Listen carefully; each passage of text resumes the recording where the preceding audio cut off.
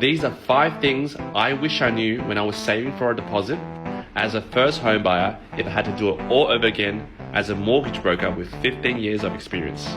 I'm here to change your home loan attitude, so follow that home loan dude. Now before we go into this is not financial advice and just my humble opinion. Number 1, be crystal clear in terms of what deposit you're trying to save for.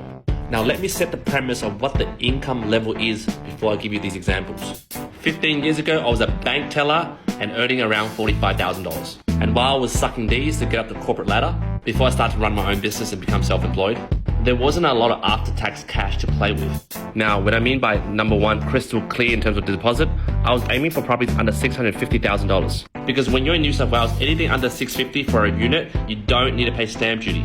That's bloody $26,000. Now, my first property was in Cabramatta, $350,000, 3-bedroom. That was 15 years ago, and I was saving for $17,500. And including legals and miscellaneous costs, $2,500. So my crystal clear goal was to save 20 grand.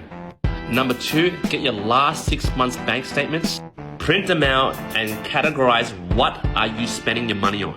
You don't need to use Excel and get all geeky on that.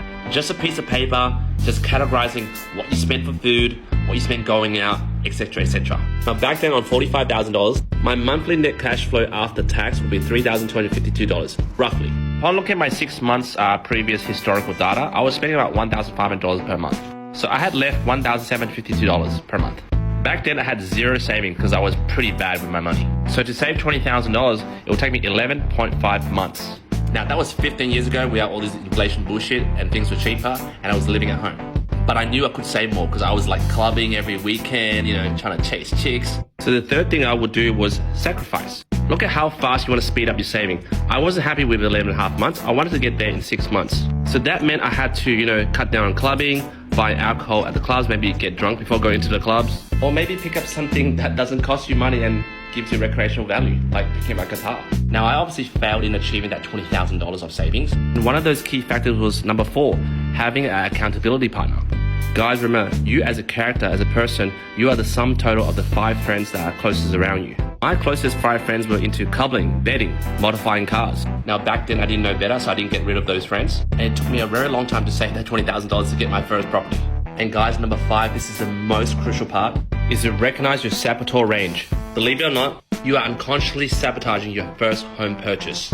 Because I certainly did. This is a saving graph from 0 months to 24 months to save up that $20,000. Every time I will go up to $18,000, I will sabotage it and spend and waste it until it goes down to $500, and I'll just go up and down that curve because I'm so afraid to achieve that goal that I sabotage it.